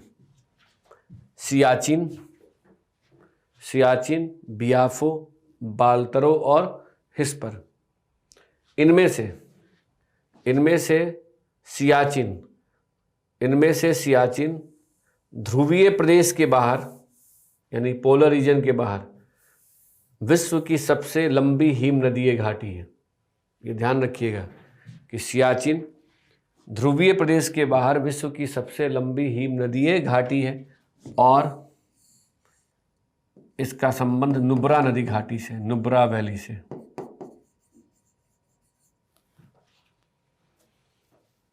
अब नुब्रा किसकी सहायक नदी है, सहयोग, ये सब आगे अपवाह क्षेत्र में आएगा। अभी जितनी जानकारी मिलती जा रही है उसको ही हमें रिलेट करके अपने कॉन्सेप्ट को डेवलप करना है। तो पहले क्या करना है, सियाचिन, बियाफो, बाल्तरो, हिस्पर, इन ग्लेशियर्स को एटलस में देखना है, फिर उसी के हिसाब से उनको मैप में मार्क करना है। आप किए रहिएगा तो नेक्स्ट लेक्चर में जब मैं आपको ये प्रैक्टिस कराऊंगा तो आप उससे अपने मार्क किए हुए चीज़ों को मेरे से रिलेट कर पाएंगे कि कहाँ तक आप करेक्ट है।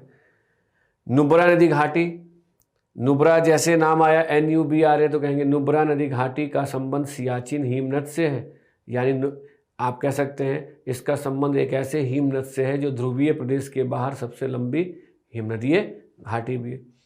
अगर आप काराकोरम पर्वतीय क्षेत्र में भारत और चीन की सीमा पर जाएंगे, भारत और चीन की सीमा पर ट्रांस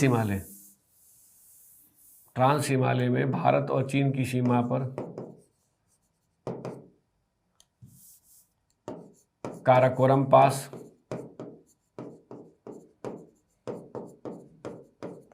पास,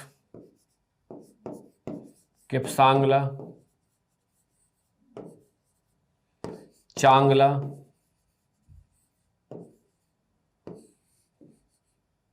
चारदिंगला, इस प्रकार के दर्रे नजर आएंगे। नोट कर लीजिए और इसको एटलस में खोजिएगा। ध्यान ये रखना है कि ये सभी दर्रे भारत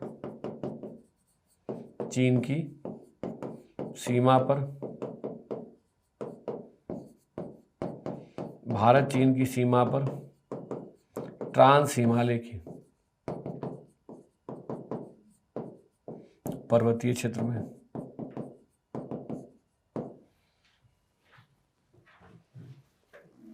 तो देखिए, पहले एक नोट्स बना लेना है। उस नोट्स को समझने के लिए आपको एटलस की सहायता लेनी है। एटलस में अगर वो जगह मिल गया तो उस पर और आपकी समझ बेहतर कैसे होगी, तो नोट्स के प्रारूप को चेंज करने रहा है, उसके फॉर्मेट को आउटलाइन मैप में उसे मार्क कर लेना है। फिर उसके बाद जब ये हो जाए तब देखिए, मैं जैसे सोच रहा हूँ वैसे आप भी एक क्रम में अपने थॉट को व्यवस्थित कर सकते हैं। जैसे कि सिंधु सांगपो सिवचर जोन के उत्तर के पर्वतीय क्षेत्र को ट्रांस हिमालय कहते हैं।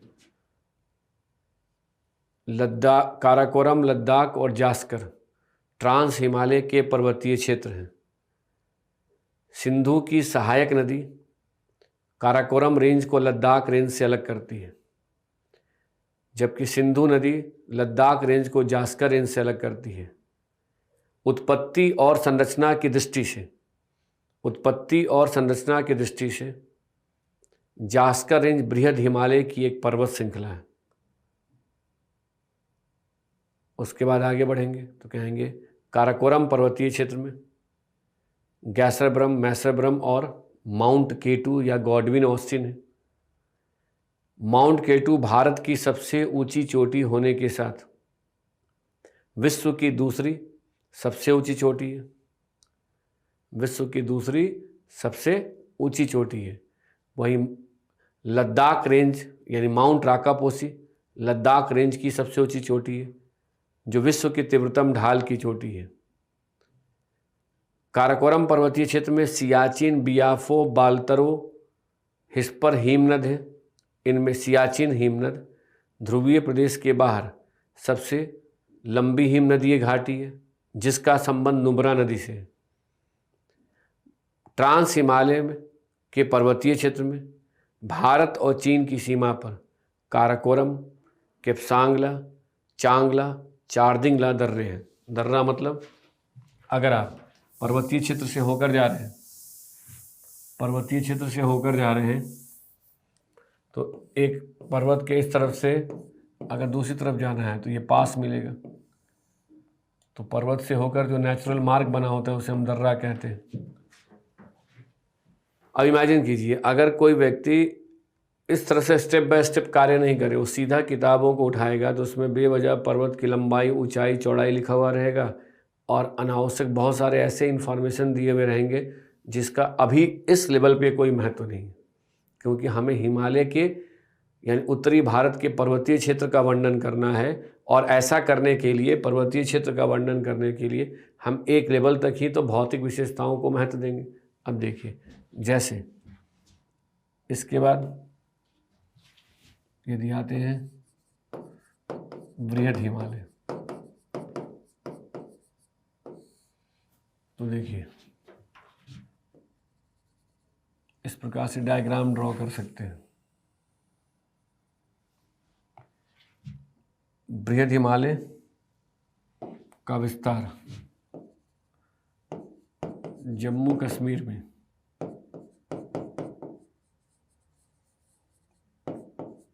नांगा पर्वत से लेकर पूर्व के इधर अरुणाचल प्रदेश के उत्तर में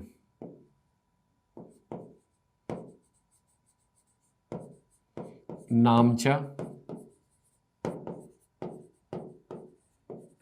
पर्वत तक है। तो पहला लाइन देखिए, बृहद हिमालय का विस्तार पश्चिम में जम्मू कश्मीर के नंगा पर्वत से लेकर पूर्व में अरुणाचल प्रदेश के उत्तर में अवस्थित नामचा पर्वत तक है।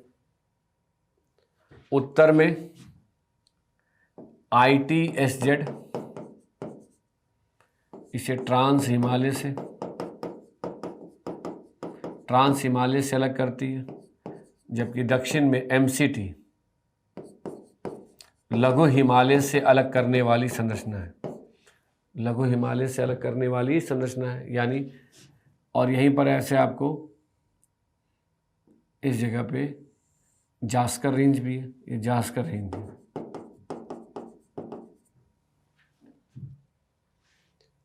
क्लियर हो गया? डायग्राम ऐसे ड्रॉ कर लीजिए। तो डायग्राम ड्रॉ करेंगे तो एक बात तो स्पष्ट हो गया कि ये क्या है, इधर ITSZ है, घाटी है, इधर क्या है, MCT है, घाटी है, और इधर कौन सी पर्वत श्रृंखला है, तो इधर लघु हिमालय है। अब सोचिए, जैसे आप जम्मू कश्मीर से होते हुए आगे बढ़ेंगे, हिमाचल प्रदेश से होकर जब आप पहुंचेंगे, अगर आप पहुंचेंगे उत्तराखंड, तो उत्तराखंड में 3 पीक इम्पॉर्टेंट है। एक केदारनाथ, दूसरा बद्रीनाथ और तीसरा नंदा देवी। तीनों के साथ कॉमन क्या है, तो तीनों ही उत्तराखंड में है। उत्तराखंड में, यूके नहीं, उत्तराखंड में। उत्तराखंड को क्रॉस करके जैसे आप कहाँ पहुंचेंगे, नेपाल में, तो नेपाल के हिमालय के पर्वतीय क्षेत्र में आपको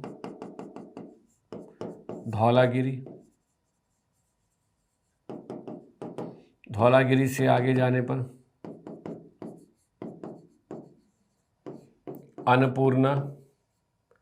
अन्नपूर्णा से आगे जाने पर आपको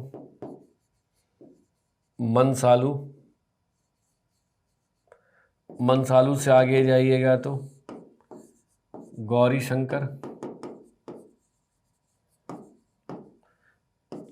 शंकर के साथ छोयू,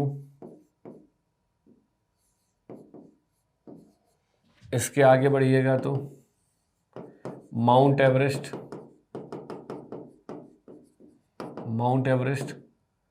और इससे जैसे आप आगे आइएगा तो मकालू, इसके बाद नेपाल और सिक्किम के बॉर्डर पर आने पर, नेपाल और सिक्किम के बॉर्डर पर अगर आप आते हैं तो यहाँ पर आपको नजर आएगा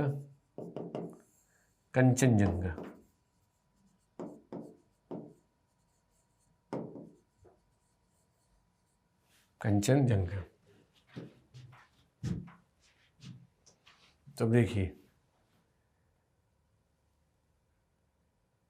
ये बृहद हिमालय की इम्पोर्टेंट पीक्स हैं, इनका आपको सही क्रम भी ध्यान में रहना चाहिए। तो आपको एटलस में चेक करना है कि जो मैंने सीक्वेंस यहाँ नोट किया है वो सही है या नहीं है।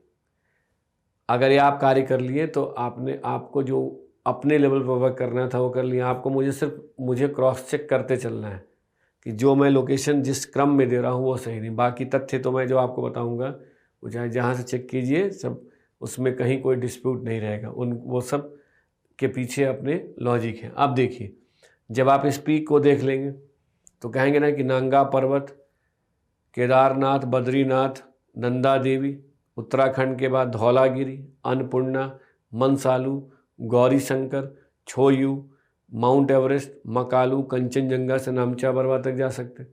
इसमें अगर आप सभी के पीक के जितने भी चोटी हैं इनकी ऊंचाई को नोटिस करने लगेंगे और उसे नोट करके याद करेंगे तो समय की बर्बादी। उसकी जगह ऊंचाई को देखकर आपको यह समझना है कि इनमें से कौन सी चोटी ऊंची है या कम ऊंची है।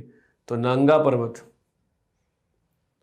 भारत में, ध्यान रखिएगा, नंगा पर्वत भारत में हिमालय पर्वत की सबसे ऊंची चोटी है। तो दो बातें यहाँ इंपॉर्टेंट है, एक तो ये भारत में है और दूसरा हिमालय पर्वत की दूसरी सबसे ऊंची चोटी है, क्योंकि ट्रांस हिमालय को हिमालय से हम अलग मानते हैं। उसके बाद जब नंदा देवी जाइएगा तो उत्तराखंड के में जो हिमालय के पर्वतीय क्षेत्र है उसे कुमायूं हिमालय कहते हैं। तो उत्तराखंड में नंदा देवी यानी कुमायूं हिमालय की सबसे ऊंची चोटी है। कुमायूं हिमालय की सबसे ऊंची चोटी है, लिखते चलिए। अगर आप नेपाल हिमालय के पर्वतीय क्षेत्र में जाएंगे तो ये बताने की आवश्यकता नहीं है कि माउंट एवरेस्ट जो है का क्या महत्व है, और ये लिखना भी समझिए कि माउंट एवरेस्ट विश्व की सबसे ऊंची चोटी है। ये तो अपने आप में माउंट एवरेस्ट वर्ड यूज़ करते ही क्लियर हो गया कि हम किसकी बात कर रहे हैं। हाँ, लेकिन जैसे आप कंचनजंगा पहुँचेंगे तो कहेंगे कंचनजंगा भारत में हिमालय की सबसे ऊंची चोटी। तो भारत की सबसे ऊंची चोटी माउंट केटू या गॉडविन ऑस्टिन है, जो ट्रांस हिमालय के पर्वतीय क्षेत्र में काराकोरम पर्वत की चोटी है। भारत में हिमालय की सबसे ऊंची चोटी कंचनजंगा है और भारत में हिमालय की दूसरी सबसे ऊंची चोटी नंगा पर्वत है, और हिमालय की ही नहीं विश्व की सबसे ऊंची चोटी माउंट एवरेस्ट है। ऐसे इंपॉर्टेंट जो फैक्ट्स हैं जिसका अपना कोई सिग्निफिकेंस यानी महत्व है उसे नोट करना है, बाकी ऐसे मार्क कर लेना है। इसको जैसे ऐसे डायग्राम में मार्क किए तो फिर मार्क करने के बाद नेक्स्ट स्टेप में जाएंगे। इसी बृहद हिमालय के इम्पॉर्टेंट पासेज को भी ऐसे ड्रॉ कर सकते हैं। इम्पॉर्टेंट पासेज को अगर ड्रॉ कीजिएगा तो यहाँ पर तो कहाँ से कहाँ तक की हम लोग बात कर रहे हैं, नंगा पर्वत से लेकर अगर नामचा पर्वत तक। तो ध्यान दीजिए, यहाँ पर जम्मू कश्मीर में एक पास है जोजिला, और इसी के साथ यहीं पर दूसरा पास है बृहद हिमालय के पर्वतीय क्षेत्र में बुर्जिल्ला। जोजिला और बुर्जिल्ला यानी कह सकते हैं जोजिला और बुर्जिल्ला। फिर यहाँ से जैसे आप जम्मू कश्मीर, दोनों के साथ क्या कॉमन है, दोनों ही जम्मू कश्मीर में।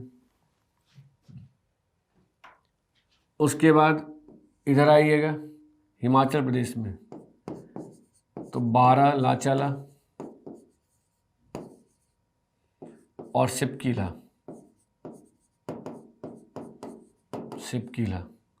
ये दोनों ही हिमाचल प्रदेश में। रोहतांग पास भी यहाँ है, लेकिन यहाँ जो इम्पोर्टेंट जो इस बॉर्डर पर करीब है उसकी बात अभी हम लोग कर रहे हैं। तो बारा लाचाला या लापचाला और सिपकीला। इसके बाद अगर उत्तराखंड में आएगा तो ठागला,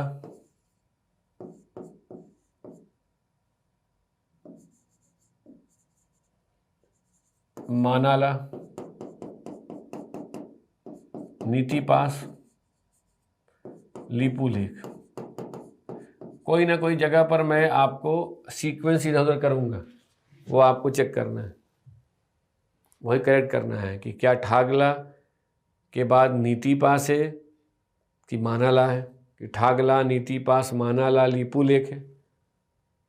तब तो बोलेंगे कि अच्छा ये मानाला यहाँ नहीं होगा, या तो नीतिपास होगा फिर मानाला होगा। यह आपको चेक करना है, जैसे मैंने आपको क्लू दे दिया, यहाँ पर आपको चेक करना है।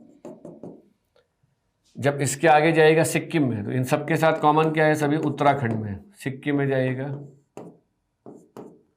तो नाथुला, नाथुला के साथ जलपला, ये दोनों कहाँ पर है, सिक्किम में।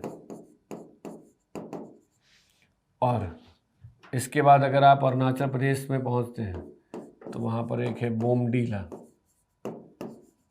बृहद हिमालय की हम लोग बात कर रहे हैं, बोमडीला। अब एक प्रश्न आपसे क्या किया जा सकता है कि इनका सही क्रम क्या है। तो जब आप मैप में मार्क करें तो इनके सही क्रम को मार्क करें। आपको हमने क्वेश्चन टेस्ट करने के लिए दिया, चेक करने के लिए दिया कि यहाँ पर देखिए सही क्रम क्या है, क्या मैं सही हूँ या नहीं। उसके बाद दूसरा प्रश्न करेगा कि ये दर्रे कौन से राज्य में है, उसका भी जवाब इससे मिल जाएगा। तीसरा, इनमें से किसका क्या महत्व है, इनमें से कौन से दर्रे का अपना क्या महत्व है। तो अब सोचिए कि अगर जोजिला पास, जोजिला पास की बात करें तो किसी को श्रीनगर से, जोजिला पास मतलब श्रीनगर से लेह जाने के लिए जोजिला दर्रा को क्रॉस करना पड़ता है। यानी जोजिला दर्रा श्रीनगर को लेह से जोड़ता है, यानी श्रीनगर लेह मार्ग इसी दर्रे से होकर बना हुआ है।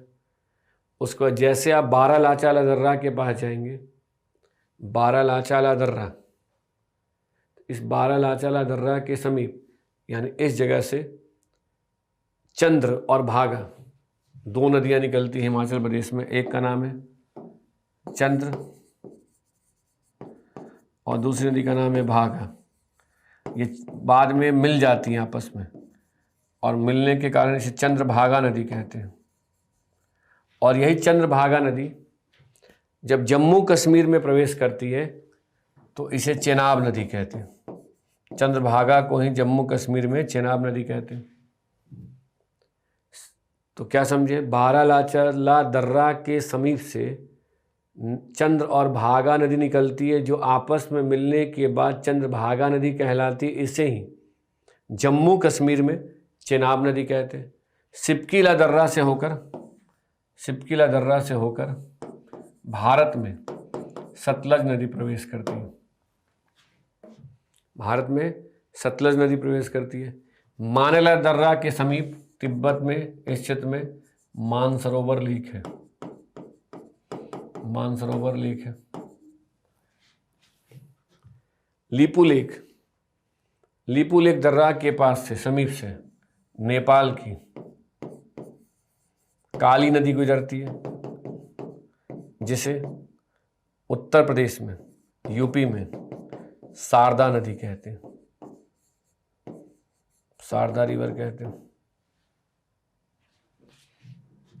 अब ये ऐसे मैं क्यों बता रहा हूँ कि ये क्या है, अगर एक बार आप ये समझ गए लीपुलेख दर्रा कहाँ पर है, या आप ये समझ गए उत्तराखंड और नेपाल की सीमा, तो आप लीपुलेख दर्रा को पहचान सकते हैं। लीपुलेख दर्रा को पहचानने के साथ आप काली नदी को और काली नदी के साथ शारदा नदी के अपवाह क्षेत्र को समझ सकते हैं। क्योंकि हमें किसी भी लोकेशन की अवस्थिति को समझना है, उसके आसपास कौन से स्थान है उसे भी ध्यान में रखकर चलना है। अब देखिए नाथुला दर्रा, नाथुला, अगर आप सिक्किम के नाथुला दर्रा जाएंगे तो नाथुला दर्रा से आप सिक्किम की राजधानी या गंगटोक को लेह की राजधानी लहासा से जोड़ता है। नाथुला दर्रा का अपना भू राजनीतिक महत्व है, क्योंकि अगर भारत और चीन के बीच में सही मायने में किसी प्रकार का तनाव होगा तो नाथुला दर्रा से होकर जो मार्ग, नाथुला दर्रा जो गंगटोक और लहासा को जोड़ता है, वह मार्ग बंद हो जाएगा। और वहीं अगर आप जलपला दर्रा जाते हैं तो आप गंगटोक से यानी यहाँ से होते हुए आप भूटान पहुंच सकते हैं, यानी सिक्किम से जलपला दर्रा को क्रॉस करके आप भूटान जा सकते हैं।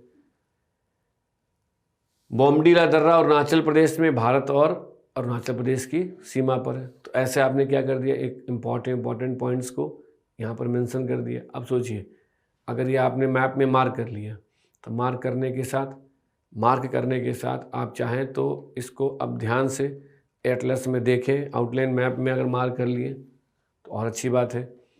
अब इसको कैसे पढ़ेंगे, तो अब मुझे ध्यान से सुनिए कि आप इस प्रकार से सोच पा रहे हैं कि नहीं, कि बृहद हिमालय का विस्तार जम्मू कश्मीर के नांगा पर्वत से लेकर अरुणाचल प्रदेश के उत्तर में अवस्थित नामचा बरवा तक है। ITSZ इसे ट्रांस हिमालय से, जबकि MCT लघु हिमालय से अलग करने वाली संरचना है। यह हिमालय की सबसे ऊंची और लंबी पर्वत श्रृंखला है। नांगा पर्वत भारत में हिमालय की दूसरी सबसे ऊंची चोटी है। नंदा देवी कुमाऊं हिमालय की सबसे ऊंची चोटी है। नेपाल में माउंट एवरेस्ट विश्व की सबसे ऊंची चोटी है। और सिक्किम में कंचनजंगा भारत में हिमालय की सबसे ऊंची चोटी है। सभी पीक्स के बारे में लिखना है, बाकी को इंडिकेट कर देना है। फिर उसके बाद बृहद हिमालय के महत्वपूर्ण दर्रों में जोजिला दर्रा श्रीनगर को लेह से जोड़ता है। बारालाचाला दर्रा के समीप से चंद्र और भागा नदी निकलती है। सिपकीला दर्रा से भारत में सतलज नदी प्रवेश करती है। नाथुला दर्रा गंगटोक को लहासा से जोड़ता है। जलपला दर्रा सिक्किम को भूटान से जोड़ता है। बोमडीला भारत और चीन की सीमा पर अरुणाचल प्रदेश में अवस्थित है। लिख दीजिए, आराम से आपने एक्सप्लेन कर दिया। यही पहले समझिए, फिर लिखिए, फिर किसी नोट्स या किताब से पढ़ के देखिए, तो आपको खुद ही लगेगा कि आप जो समझ के लिख रहे हैं वो और भी बेहतर ढंग से स्पष्ट हो रहा है और आप उसे व्यवस्थित करके बताने का प्रयास कर रहे हैं। अब जैसे आप ITSZ यानी बृहद हिमालय को क्रॉस करके, MCT क्रॉस करके आगे बढ़ेंगे तो कहाँ पहुँच जाएंगे, लघु हिमालय। यानी लघु हिमालय ऐसे समझ लीजिए, बृहद हिमालय के बाद आपको है MCT, और MCT के बाद है लघु हिमालय, और लघु हिमालय के बाद होगा MBF, और MBF के बाद है शिवालिक हिमालय। शिवालिक हिमालय, इसमें हम लोग अभी लघु हिमालय की बात कर रहे हैं। MCT MBF तो संरचना है, जो MCT बृहद हिमालय से लघु हिमालय को अलग करती है और MBF शिवालिक हिमालय से अलग करती है। लघु हिमालय को जम्मू कश्मीर में पीर पंजाल रेंज, हिमाचल प्रदेश में धौलाधर रेंज,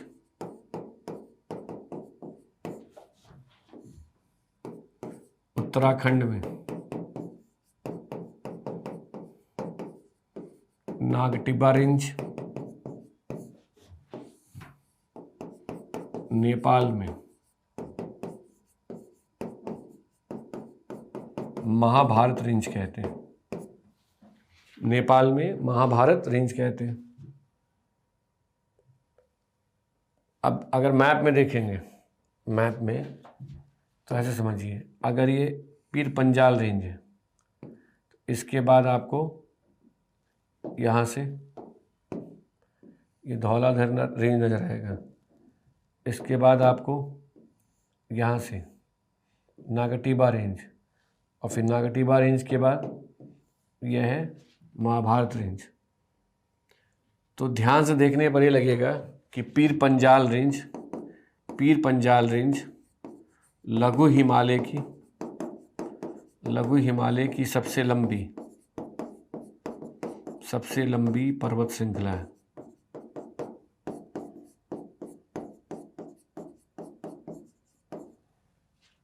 धौलाधर